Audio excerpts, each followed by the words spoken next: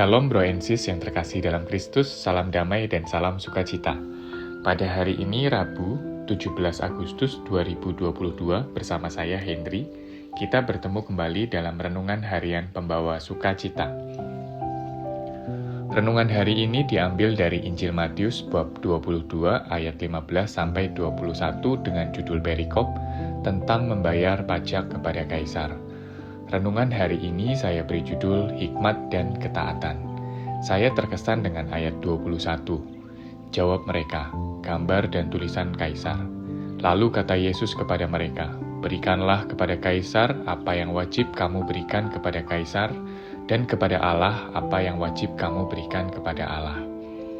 Dalam bacaan Injil hari ini, kita bisa melihat bahwa Tuhan Yesus saat itu dihadapkan pada situasi yang tidak mudah, di mana orang-orang Farisi bersama-sama dengan orang-orang Herodian ingin menjebak Yesus dengan pertanyaan, katakanlah kepada kami pendapatmu, apakah diperbolehkan membayar pajak kepada Kaisar atau tidak? Apapun jawabannya, boleh atau tidak boleh akan menjadi pertentangan. Jika Yesus menjawab bahwa kaum Yahudi harus membayar pajak kepada Kaisar, maka akan membuat kaum Yahudi tidak senang. Sedangkan jawaban tidak akan membuat kaum Herodian menjadi tidak senang dan dapat menangkap Yesus dengan tuduhan ingin memberontak. Dengan demikian, jawaban ya maupun tidak adalah jawaban yang mempunyai resiko.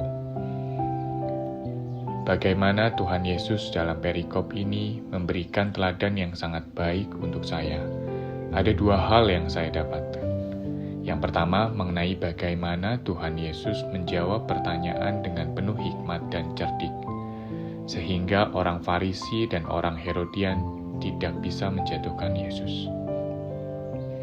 Yang kedua, dari jawaban Yesus, berikanlah kepada Kaisar apa yang wajib kamu berikan kepada Kaisar, dan kepada Allah apa yang wajib kamu berikan kepada Allah. Bagi saya, hal ini mengajarkan mengenai ketaatan.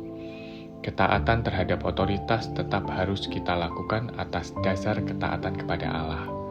Dan ketaatan kita terhadap Allah sebagai ciptaannya adalah hal yang utama.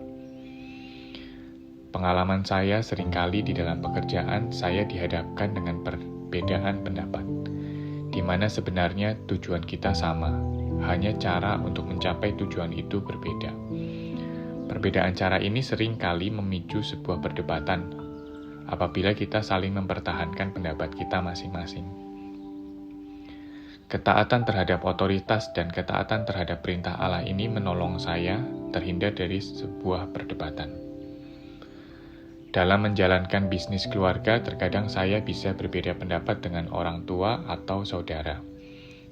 Dari pengalaman saya, pada saat saya mencoba untuk taat dan menekan ego saya, mencoba mendengarkan dari sudut pandang orang lain, ternyata segala sesuatu tetap berjalan dengan baik dan tidak saling melukai satu sama lain. Apa artinya jika tujuan kita tercapai tetapi malah menimbulkan perpecahan atau luka pada orang lain? Tuhan mengajarkan kepada kita untuk mendatangkan perdamaian, bukan perpecahan. Marilah kita berdoa. Dalam nama Bapa dan Putra dan Roh Kudus. Amin. Tuhan, terima kasih atas cinta-Mu yang begitu besar kepada kami. Terima kasih Tuhan atas firman-Mu, begitu banyak yang harus kami pelajari, sehingga kami bisa menjadi pribadi yang penuh kasih dan semakin serupa dengan Engkau. Kami mohon Tuhan, tuntunan-Mu dan penyertaan Roh Kudus senantiasa dalam hidup kami, agar kami dimampukan untuk menjadi pribadi-pribadi yang membawa damai dan sukacita di dalam keluarga dan di dalam lingkungan kami. Biarlah kami terus memiliki hati yang taat untuk selalu mendengarkan perintah-Mu. Kemuliaan kepada Allah Bapa, Putra, dan Roh Kudus, seperti pada permulaan, sekarang, selalu, dan sepanjang segala abad. Amin. Dalam nama Bapa dan Putra dan Roh Kudus. Amin. Terima kasih Bro and Sis. Salam sukacita.